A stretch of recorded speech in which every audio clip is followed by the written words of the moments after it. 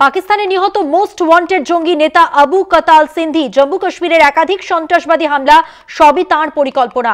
26/11 মুম্বাই হামলার অন্যতম চক্রী কুখ্যাত জঙ্গি হাফিজ সৈয়দের ঘনিষ্ঠ কাতাল গুলিতে ঝাঁঝরা। লস্কর তৈবার প্রতিষ্ঠাতা হাফিজ সৈয়দের বিশ্বস্ত সঙ্গী আবু কাতালকে হত্যা করা হয়েছে।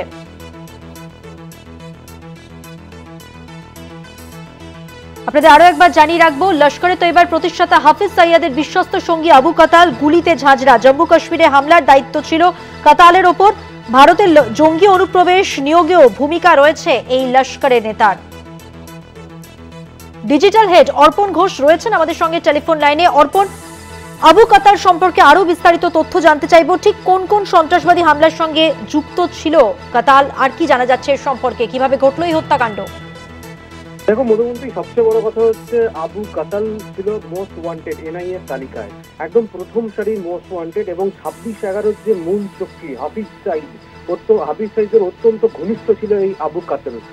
আবু কাতালের পরিচয় হচ্ছে, প্রথম পরিচয়টা জেনে রাখা ওটা খুব দরকার। সেটা হচ্ছে আবু কাতাল চিফ অপারেশন কমান্ডার হচ্ছে তস্করি লইবার, এবং সবচেয়ে বড় কথা হচ্ছে যে শুধুমাত্র পাকিস্তান নয়, এবং মোটামুটি এখানে একটা বিষয় বলে রাখা দরকার, তারপরে আমার মনে হয় যে কে এই আবু কাতাল তার পরিচয় দেওয়াটা দরকার। সেটা হচ্ছে গত বুধবার যখন জাফর এক্সপ্রেসে হামলা হয়েছিল, তখন পাকিস্তান জানিয়েছিল যে অপারেশন শেষ, এবং এই হামলার পিছনে নাম না করে ভারতকে জড়িয়েছিল, এবং ভারত তার যোগ্য জবাব দিয়েছিল গত শুক্রবার, অর্থাৎ পরশু দিন জানিয়েছিল যে পাকিস্তান হচ্ছে সন্ত্রাসের আঁতুড়ঘর। ঠিক একদিন পর, অর্থাৎ শনিবার দিন, পাকিস্তানেই উদ্ধার হলো মৃত আবু কাতালের দেহ। অর্থাৎ এক কথায় যে পাকিস্তান সন্ত্রাসের আঁতুড়ঘর, এটা নিয়ে আর কোনো সন্দেহ আগেও ছিল না, এখন আর একবার প্রমাণিত হলো।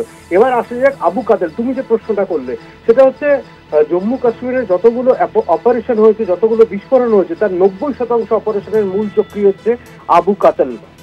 তার থেকেও বড় কথা, 2023-এ যে রাজৌরিতে বিস্ফোরণ ঘটেছিল, তাতে 2টি শিশু সহ 9 জনের মৃত্যু হয়েছিল, তারও মূল চক্রী হচ্ছে আবু কাতাল।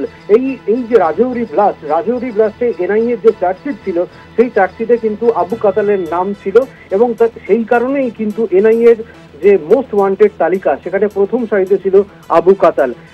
এছাড়া 9 জুন, গত বছরের 9 জুন রিয়াসিতে পুণ্যার্থীদের বাসে যে হামলা চালানো হয়েছিল, তারও মূল পান্ডা ছিল আবু কাতাল। অর্থাৎ এক কথায় মাস্টার মাইন্ড, যে সমস্ত বিস্ফোরণ ভারতে হয়েছে তার মাস্টার মাইন্ড ছিল আবু কাতাল, এবং 26/11 মূল চক্রী হাফিজ সাইদের অন্যতম ঘনিষ্ঠ ছিল এই আবু কাতাল। এবং আবু কাতালের এখন বর্তমান পরিচয় যেটা ছিল লস্করি তৈবার operation commander, chief operation commander হচ্ছে আবু কাতাল। তবে সবচেয়ে বড় বিষয় যেটি, সেটা হচ্ছে পাকিস্তানে গুলি করে তাকে হত্যা করা হয়েছে। এক বা একাধিক ব্যক্তি গুলি করে হত্যা করেছে বলে পাকিস্তানের পক্ষ থেকে জানানো হয়েছে। তবে কারা হত্যা করেছে সে বিষয়ে এখনো পর্যন্ত কনফার্মেশন পাওয়া যায়নি। তবে একটি সূত্র মারফত আরো খবর পাওয়া যাচ্ছে যে আবু কাতাল যদি ভারতের হাতে ধরা পড়তো, তাহলে তার মুখ থেকে কিন্তু অনেক বড় নামও চলে আসতে পারতো, বা এর গোড়ায় পৌঁছানো সম্ভব হতো।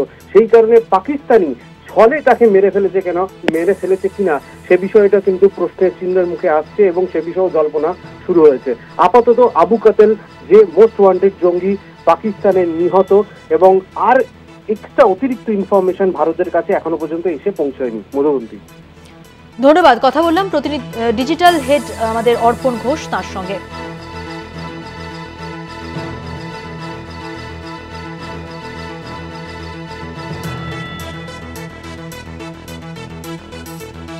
পাকিস্তানে শনিবার রাতে খুন হয়েছেন ভারতের মোস্ট ওয়ান্টেড লস্করে তৈবার নেতা তথা 26/11 মুম্বাই হামলার মূল চক্রী হাফিজ সঈদ ঘনিষ্ঠ আবু কাতাল।